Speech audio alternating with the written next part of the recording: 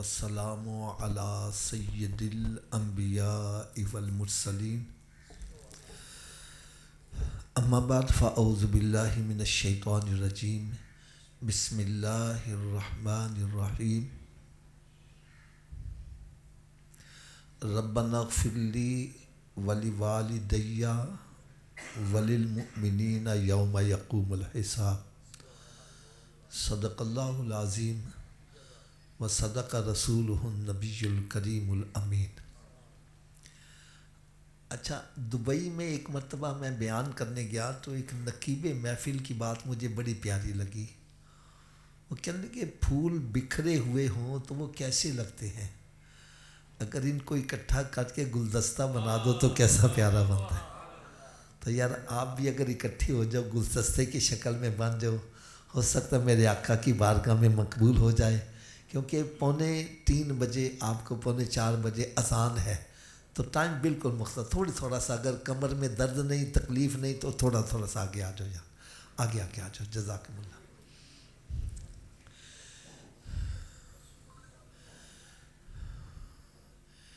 پیارے اسلامی بھائیوں، ہماری ایک عزیزہ بہت متقی پرہیزگار تھی، بہت عبادت گزار تھی، اور میں جب ان کے پاس جاتا نا تو وہ مجھ سے دین کے مسائل کے اوپر گفتگو کرتی تھی۔ یہ آج کا درس بڑی توجہ سے سننے والا ہے۔ ایک دن حضرت صاحب مجھے کہنے لگے حافظ صاحب، میں جو بھی قرآن پڑھتی ہوں، درود پاک پڑھتی ہوں، ذکر اذکار کرتی ہوں، نوافل پڑھتی ہوں، وہ میں ایصال ثواب کر دیتی ہوں۔ کبھی اپنے باپ کو کر دیا، کبھی ماں کو کر دیا، کبھی بھائی کو کر دیا۔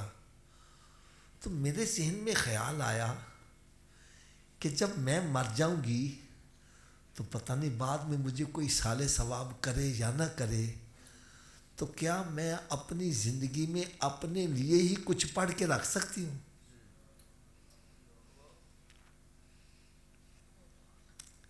تاکہ اگر بعد میں مجھے کوئی ایصال ثواب نہ بھی کرے تو میرے پاس تو نیکیاں ہونا۔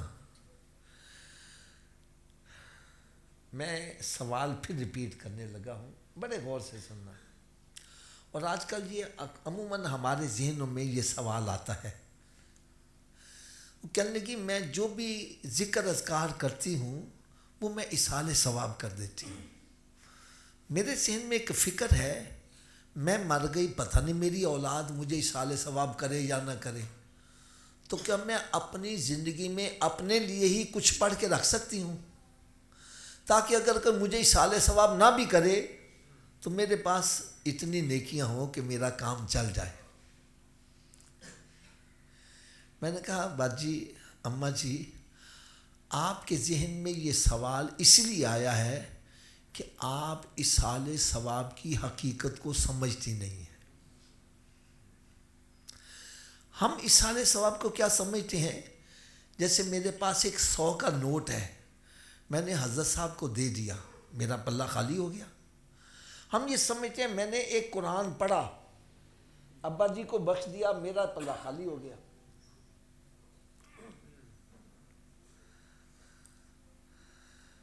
یہی وجہ ہے ہم قرآن اول تو پڑھتے نہیں، اگر پڑھ بھی لیں تو پھر ڈرتے ہیں، اگر ابا جی نے بخش دیتا میرے پلے کی رہ جائے گا۔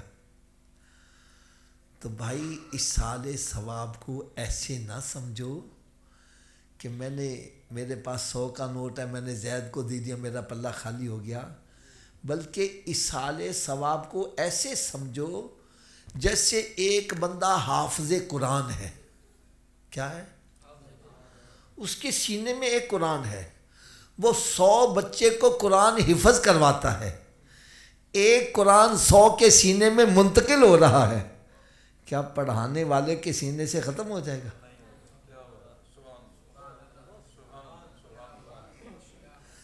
پڑھانے والے کے سینے سے ختم نہیں ہوگا، ایک قرآن 100 کے سینوں میں منتقل ہو رہا ہے اور پڑھانے والے کے سینے سے ختم نہیں ہو رہا۔ ارے بالکل اسی طرح سمجھو، جب ہم ایصال ثواب کرتے ہیں رب تعالیٰ سب کو ثواب عطا کرتا ہے اور ہمارے دامن کو خالی نہیں رکھتا، ہمارا دامن بھی بند ہے۔ آپ کہیں گے حافظ صاحب یہ تو آپ مثالیں دے رہے ہیں، کوئی قرآن و حدیث کا حوالہ بھی ہو جائے، تو آؤ میں حدیث پاک کا حوالہ بھی عرض کر دوں۔ حضرت مولا علی شیر خدا رضی اللہ تعالی عنہ ایک مرتبہ سرکار صلی اللہ علیہ وسلم کی بارگاہ میں حاضر ہوئے۔ میرے آقا صلی اللہ علیہ وسلم نے پوچھا علی کہاں سے آئے ہو؟ علی عرض کرنے لگے یا رسول اللہ میں قبرستان سے آیا ہوں۔ کہاں سے آیا ہوں؟ میں اگر آپ ناراض نہ ہو تو تھوڑی سی کڑوی سی بات کہہ دوں۔ بعض بندے کہتے ہیں جی قبرہ تو کی لابد ہے نا ایسے بندے، یہ مٹی کے ڈھیر ہے، یہاں سے تمہیں کیا ملے گا، یہ قبروں پہ کیوں جاتے ہو؟ اور کئی تو اللہ تعالیٰ معاف کرے بڑے بڑے سخت جملے استعمال کرتے ہیں۔ وہ کہتے ہیں کہ کافروں پر مصیبت آتی ہے وہ بتوں کے پاس جاتے ہیں، تم قبروں پہ چلے جاتے ہو، دونوں میں فرق کیا ہوا؟ میں نے کہا بھائی یہی فرق ہے، کافروں پر مشکل آتی تو وہ رب تعالیٰ کے شریکوں کے پاس جاتے، ہمارے اوپر مصیبت آتی ہم رب کے حبیبوں کے پاس جاتے۔ ارے شریک اور حبیب میں فرق ہوتا ہے، شریک وہ ہوتا ہے جس کی بات کی مخالفت کی جاتی ہے، اور حبیب وہ ہوتا ہے جس کی خاطر ارادے تبدیل کر دیے جاتے ہیں۔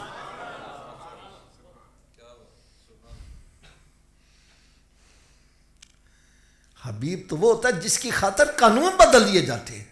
قانون قدرت کیا ہے؟ رب تعالیٰ سورج کو مشرق سے نکالتا ہے مغرب میں غروب کرتا ہے، اور سرکار کا اشارہ ہو جائے رب تعالیٰ قانون تبدیل کر رہا ہے، سورج کو مغرب سے نکال کے دکھا رہا ہے۔ حبیب وہ ہوتا ہے جس کی خاطر قانون تبدیل کر دیے جاتے ہیں۔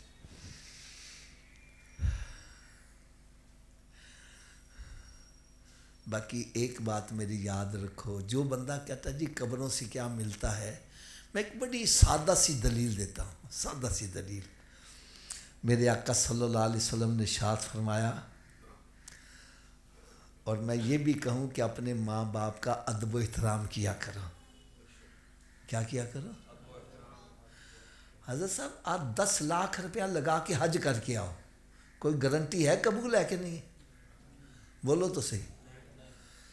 10 لاکھ بھی خرچ کیا، گھر بار بھی چھوڑا، بیوی بچے بھی چھوڑے، کاروبار بھی چھوڑا، جنگلوں میں جا کے ڈیرے بھی لگائے، اپنا لباس بھی اتارا، کفن کی 2 چادریں، احرام کی 2 چادریں بھی پہنی، پھر بھی کوئی گارنٹی؟ شاہ جی پھر بھی کوئی گارنٹی؟ اور میرے آقا صلی اللہ علیہ وسلم نے ارشاد فرمایا، جس نے عقیدت اور محبت کے ساتھ اپنے ماں باپ کے چہرے کو ایک مرتبہ دیکھا، رب تعالیٰ مقبول حج کا ثواب عطا کرے گا۔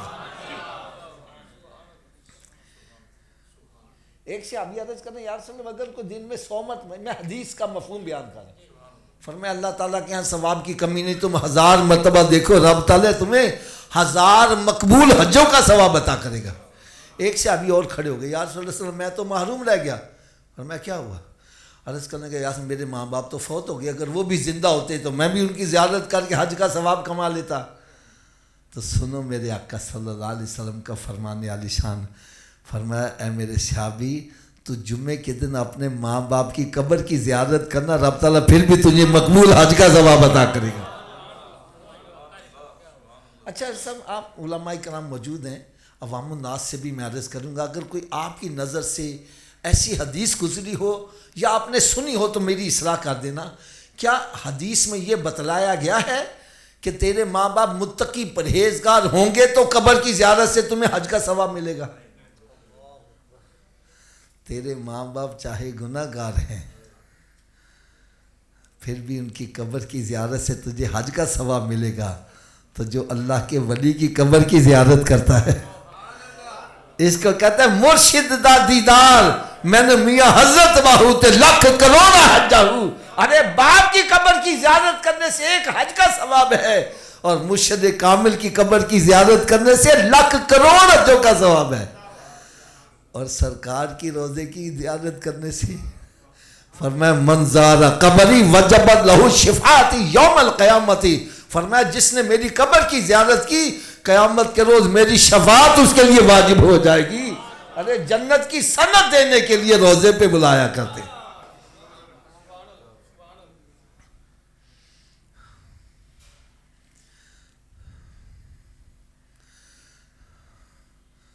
تو نبی پاک صاحب الاولاق صلی اللہ علیہ وسلم نے پوچھا علی کہاں سے آئے ہو؟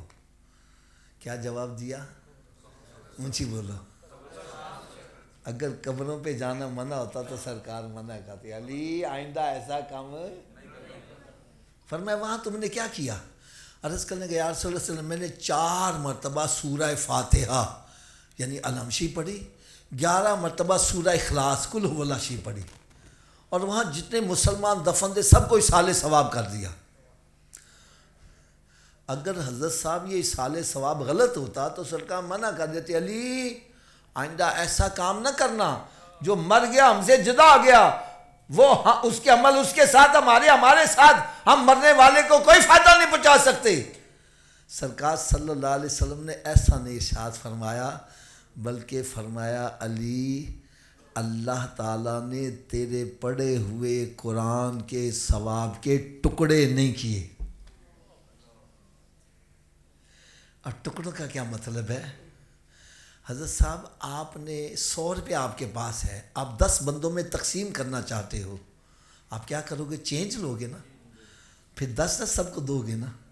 حدیث پاک میں آتا ہے جس نے 3 مرتبہ سورہ اخلاص پڑھی رب تعالیٰ اس کو پورا قرآن پڑھنے کا ثواب عطا کرتا ہے. انہوں نے 11 مرتبہ پڑھی، میں سمجھانے کے لیے عرض کرتا ہوں. یوں سمجھو حضرت علی رضی اللہ تعالیٰ کو ایک قرآن کا ثواب ملا اور وہاں 1000 مسلمان دفن تھے. فرمایا علی اللہ تعالیٰ نے ایک تیرے پڑھے ہوئے قرآن کے ثواب کے 1000 ٹکڑے نہیں کیے کہ ایک ایک ٹکڑا سب کو دیا جائے. فرمایا بلکہ علی رب تعالیٰ نے ہر ایک کے نامہ اعمال میں پورے قرآن کا ثواب درج کر دیا ہے.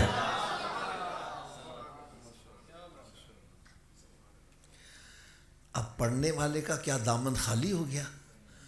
فرمایا علی سب کے ثواب کے مجموعے کے برابر یعنی 1000 قرآن کا ثواب رب نے تجھے بھی عطا کر دیا ہے. اس کو کہتے ہیں کرو مہربانی تو محل زمین پر خدا مہربان ہوگا عرش بری پر. ارے کر پلاتے. چلو آپ کو ایک بڑا ایمان افروز واقعہ سناؤ، بڑا ایمان افروز. آپ نے شاید نام سنا ہو اور ہو سکتا ہے آپ ایسے کئیوں نے وہاں پر حاضری بھی دی ہو، بہاؤالدین زکریا ملتانی رحمۃ اللہ تعالی، بہت بڑے ولی کامل. ایک مرتبہ آپ نے ایک مرید خاص کو بلانے، ادھر آؤ. وہ قریب ہو گیا. حضرت صاحب کیا حکم ہے؟ فرمایا کہ تو میرا مرید خاص ہے، آج میں تجھے راز کی بات بتلانے لگا ہوں، کسی اور کو نہ بتلانا. کہنے لگے جی کیا راز کی بات ہے؟ فرمایا کل فلاں وقت میرے اوپر اللہ تعالیٰ کی طرف سے ایک ایسی تجلی اترنے والی ہے جو مجھے دیکھے گا جنتی ہو جائے گا، تو یہ تو دیکھ لینا اور نہ کسی کو بتانا. انہوں نے کہا ٹھیک ہے جناب. وہ باہر نکلا، گلے میں ڈھول ڈالا، پورے شہر میں منادی کرا دی جن نے جنت جانے آؤ میرے پیر دا دیدار کر لو. جن نے جنت جانے آؤ میرے پیر دا دیدار کر لو. جب وہ کیفیت آئی تو سارا شہر اکٹھا ہو گیا، سب نے دیدار کر لیا. پھر کیفیت ختم ہوئی، لوگ اپنے گھروں کو چلے گئے. حضرت صاحب نے اس مرید کی پیشی کر دی، ادھر آ بھائی میں نے تو تجھے منع کیا تھا کسی کو نہ، تو نے سارا شہر اکٹھا کر لیا. اب مرید کا جواب سنو. کہنے لگا حضرت صاحب میں نے سوچا اگر میں اکیلا دیکھوں گا اکیلا جنت میں جاؤں گا، اور اگر پیر کی نافرمانی کی میں اکیلا دوزخ میں چلا گیا اور اس کے بدلے میں سرکار کے اتنے امتی تو جنت میں چلے جائیں گے. اگر میرے اکیلے کے جہنم جانے سے اتنے لوگوں کا بھلا ہوتا ہے، میں نے کہا سودا قبول کر لو. فرمایا تو نے اس ہاتھ سے کام لیا، جا رب تعالیٰ ان سب سے تجھے جنت میں اللہ مقام عطا کرے گا. اس کو کہتے ہیں کر پلاتے. اونچی بولو کر پلاتے. تو یہ سال ثواب ہم بھلائی تو کرتے ہیں. بعض بندے کہتے ہیں جی سال ثواب کا کوئی فائدہ نہیں ہوتا، جڑا بندہ مر گیا وہ نیکیاں اور نہ ساڑیاں ساڑے نال.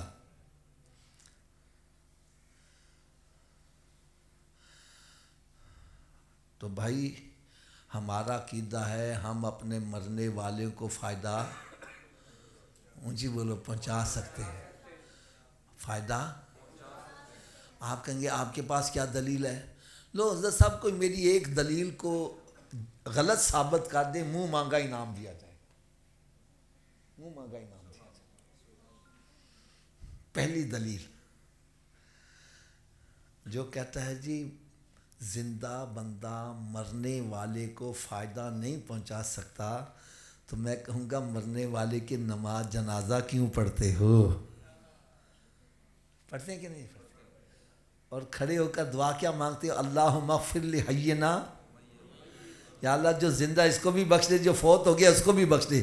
اگر میری دعا سے مرنے والے کو فائدہ نہیں پہنچتا، نماز جنازہ کیوں پڑھی جا رہی ہے؟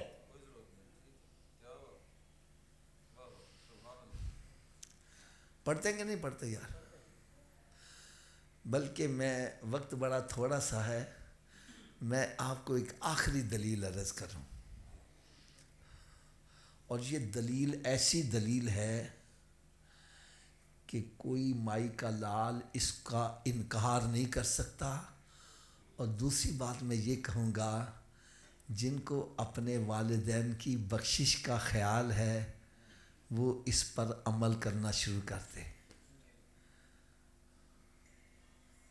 وہ نسخہ کیا ہے؟ جب ہم نماز پڑھتے ہیں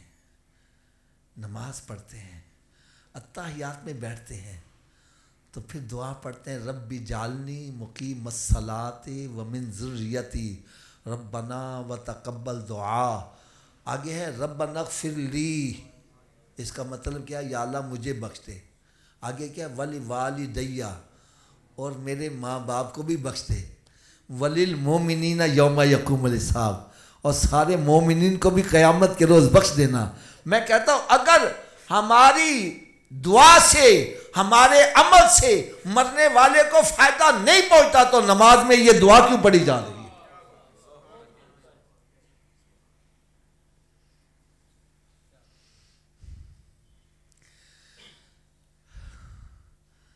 اب جو بندہ چاہتا ہے میرا بھی بھلا ہو جائے، میرے ماں باپ کا بھی بھلا ہو جائے، اور سرکار کی امت کا بھی بھلا ہو جائے، تو اگر آج سے پہلے نماز میں سستی کرتا تھا تو وہ سستی چھوڑ دے، آج کے بعد پکا نمازی بن جائے. اب دلیل سنو. آپ کے اس پورے علاقے کے اندر حضرت صاحب جو سب سے بڑا کنجوس آدمی ہے کون ہے؟ اس کے دروازے پر روزانہ 5 مرتبہ جا کے صدا لگاؤ، اس کو بھی کچھ نہ کچھ دینا پڑ جائے گا. تو جو ارحم الراحمین کی بارگاہ میں 5 مرتبہ حاضر ہو کے باوضو بیٹھ کے قبلے کی طرف منہ کر کے ادب سے بیٹھ کر کہتا ہے ربنا اغفر لی ولوالدیہ، ربنا اغفر لی ولوالدیہ. یار وہ فجر میں بھی کہہ رہا ہے، ظہر میں، عصر میں، مغرب میں، عشاء میں. میں کہتا ہوں رب تعالیٰ اس کے ماں باپ کی قبر کو جنت کے باغوں میں باغ کیوں نہیں بنائے گا؟ اگر میرے دل سے کوئی پوچھو تو میں کہتا ہوں بھائی اصل اصالِ ثواب یہ ہے کہ اسے سارے نمازی بن جائیے. ہمارے حریرہ بھائی، ان کے نانا جان فوت ہوئے. یہ حریرہ بھائی ان کے لیے روز روز ختم شریف نہیں دلائیں گے. دلائیں گے جی بولو. اور یہ جب بھی دلائیں گے چاہے لاکھوں روپیہ خرچ کریں، آخر میں کیا کریں گے؟ تو اگر یہ نمازی بن جائیں، ہر نماز کے اندر بار بار تکرار کریں گے ربنا اغفر لی ولوالدیہ، ربنا اغفر لی ولوالدیہ. ارے اصل اصالِ ثواب تو یہ ہے ہم سارے نمازی بن جائیں.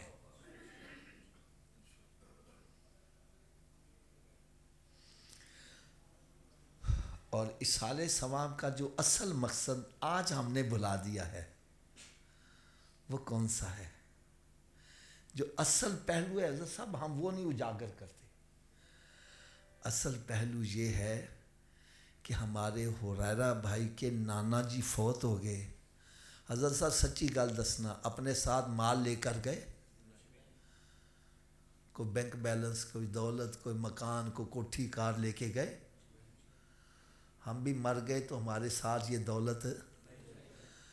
کوئی رشتہ دار عزیز و اقربا کو لنگوٹیے یار قبر میں ساتھ گئے ہوں، ان کے ساتھ گئے ہیں تو ان کے اعمال ہی گئے. اس لیے میرے آقا صلی اللہ علیہ وسلم نے ارشاد فرمایا بندے کے 3 ساتھی ہیں. پہلا ساتھی موت تک کا ہے، دوسرا ساتھی گور تک کا، اور تیسرا ساتھی توڑ تک کا ہے. موت تک کا ساتھی کون ہے؟ انسان کی جائیداد منقولہ ہے یا غیر منقولہ، موویبل پراپرٹی ہے یا موویبل پراپرٹی. ارے جتنی بھی کوٹھی کار بنگلہ ہے بینک بیلنس ہے اتنی دیر تک بندے کے نام ہے جتنی دیر سانس میں سانس چل رہی ہے. جیسے ہی بندے کا انتقال ہو جائے گا جائیداد کا بھی اب اس کے نام نہیں رہی.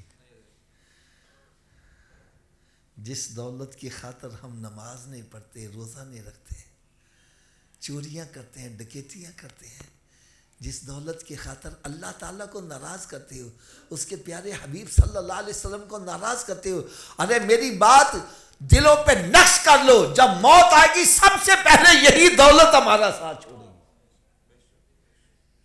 اگر سچی بات کہوں تو یہ تن کے کپڑے بھی ساتھ، آ جا کے کفن کا کپڑا وہ بھی کسی کو ملتا ہے تو کسی کو وہ بھی نصیب.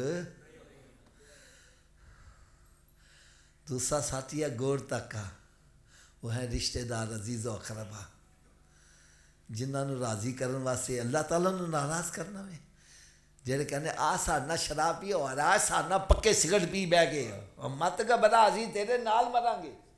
کیوں جی حضرت جی جب مر جانے ہیں پھر نال مر دے نے، پھر کہنے لے چلو جے بو نہ اللہ پہ کڈو باہر. کتنے نہیں تیرے گھر والے جنہاں لے سے تو پاپ کماندا، جڑے کہندے سی مران گے نال تیرے اج انہاں وی بازیاں ہاریاں نے.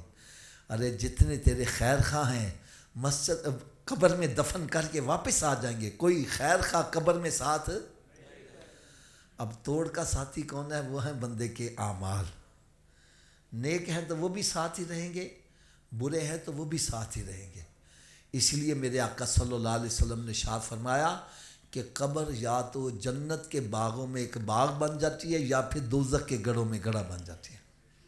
اعمال اچھے کر کے جاؤ گے وہی قبر جنت کے باغوں میں باغ بن جائے گی، اور اللہ نہ کرے گا اعمال برے ہوئے تو وہی قبر دوزخ کے گڑھوں میں.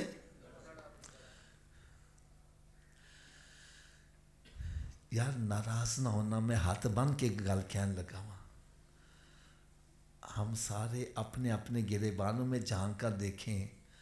اگر ابھی مجھے موت آ جائے میرے عمل کیسے؟ میری قبر جنت کے باغوں میں باغ بنے کہ جہنم کے گڑھوں میں گڑھا بنے؟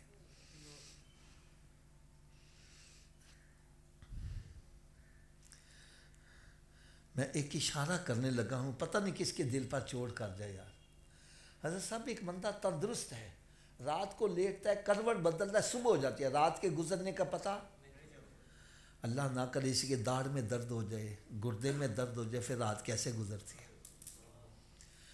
یار ایک ایک لمحہ یوں لگتا ہے کئی کئی سالوں کا ہو گیا ہے. میرے آپ سب کے سامنے ہاتھ بنے، خدا را تھوڑی دیر سوچو، اگر دنیا کے اندر تھوڑی سی تکلیف آ جائے، دنیا کی رات گزارنا مشکل ہو جائے، اللہ نہ کرے قبر میں عذاب آ گیا، قبر کی رات کیسے گزرے گی؟